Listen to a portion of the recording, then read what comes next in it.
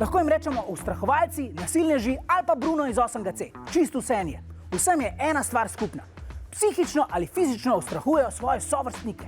In sej vem, bulije si vsi predstavljamo kot hruste, ampak lahko pa izgledajo kot čisto prijazni ljudje, ki pa v tebi sprožijo govorice, te izključijo iz družbe, te kličejo po grdih imenih ali pa celo fizično obračunajo s tabo. Ustrahovanje se namreč lahko pojavi v zelo različnih oblikah. V živo ali na spletu. Nina, kakšne oblike medvrstniškega ustrahovanja poznamo danes med šolarji, dijaki in tako naprej? Ja, v živo, jaz pravim temu 3D ali pa tisto na spletu. Grožnje so fizično, spolnega je kar nekaj, skratka stokanja ali zasledovanja. Omenili ste v živo in pa tisto na spletu ustrahovanje. V čem se pravzaprav razlikujeta? A je kakšna podobnost tudi med njima ali sta različna? Podobno je doživljanje žrtve. Jaz mislim, da so posledice enake, ne glede na to, ali se dogaja v živo ali na spletu. Tiste največje razlike so pa to, da imaš občutek, da te celi svet vidi, torej publika je večja, potem anonimno se lahko to izvaja, potem je tudi dosti lažje like stisniti na spletu, kot pa v živo odobravati neko nasilje. Omenili ste to doživljanje žrtve. Kakšna je pravzaprav ta izkušnja za žrtev? Strah, občutki manj vrednosti, občutki nevrednosti, občutki izoliranosti iz družbe, torej da nikamor ne spadaš, skratka, potem je pa tu nespečnost, izmikanje iz šole, ker imaš občutek, da so kar vsi del tega, kar hude znajo biti posledice. A obstajajo tudi recimo primeri, ko žrtev pravzaprav ne ve, da gre za ustrahovanje, a so kakšni taki primeri, kjer ne vemo takoj, da bi rekli definirane, aha, to pa je ustrahovanje, čeprav verjetno dolgoročno je. Če je tebi neprijetno in če se ti nekaj dogaja, kar ti povzroča slabe občutke, jaz temu rečem, potem zagotovo gre za ustrahovanje. Mi od zunaj, ki pa to opazujemo, lahko včasih vidimo kot šalo, rečemo temu, ali pa da namen mogoče ni nasilje, doživlja se pa kot nasilje, jaz mislim, da ima prednost doživljanja. Če meni se čuti kot nasilje, je nasilje. Na drugi strani žrtve so seveda buliji, ustrahovalci in tako naprej.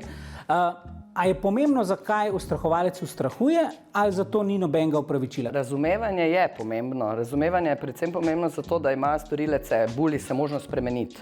Zato smo odrasli tukaj, v resnici pa opravičila ni, ker če bi hteli, jaz mislim, da ni nobenega mladega na celem svetu, ki nima razloga v svojem življenju, da bi do nekoga bil grd. Dostikrat se pri ustrahovanju potem pojavi še ta tretja stran, ki pravimo opazovalci. Ampak kako so oni vpleteni, če recimo samo gledajo neko ustrahovanje? Ja ne vem, če se dogaja nekaj, na kar ti dobiš potem fight in spodbujaš storilca, da nadaljuje, njemu veliko lažje nadaljevati, kot če publika te potegne nazaj in reče, hej, stoj, kaj pa počneš, to ni okej. To ima kar velik pomen na to, kako se bo ustrahovanje nadaljevalo, ali se sploh bo. Je torej pomembno, da spregovorimo o tem, če smo opazovalci? Zelo pomembno, najdemo način, da na nek način poiščem. Ni to enostavno, zaradi tega, ker se opazovalci malo bojijo, malo so srečni, da niso oni žrtve, malo so negotovi, kako in kaj narediti stvari naprej, ampak zelo pomembno je, da se najde pot in nekomu sporoči, kaj se dogaja. V zvezi s tem sporočanjem sem slišal za 3 pomembne besede. Opozori, shrani, prijavi. Kaj bi to pomenilo?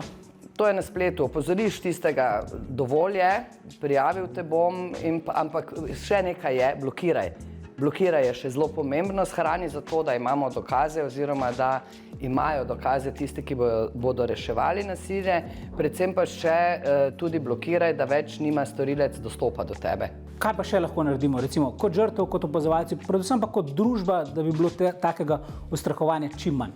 Kot žrtev je pravzaprav potrebuješ veliko poguma, pa potrebuješ veliko pomoči, zelo težko zmorejo sami, kadar gre za dolgotrajno neko ustrahovanje.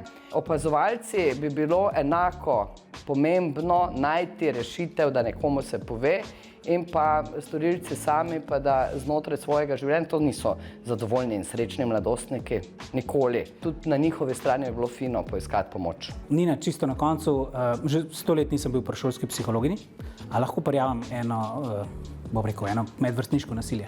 Ja, absolutno. Tako, ampak bi privat, če lahko. No, naš voditelj Roka, ne? On čas... Ok, šolska psihologinja Nina mi je razložila, da Rok ni bulij. Okay?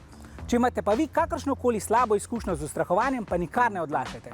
Pogovorite se s prijatelji, starši ali pa na šoli, pokličete in chatate lahko s prostovoljci na tom telefonu, več informacij o spletnem nasilju pa najdete tudi na safe.si.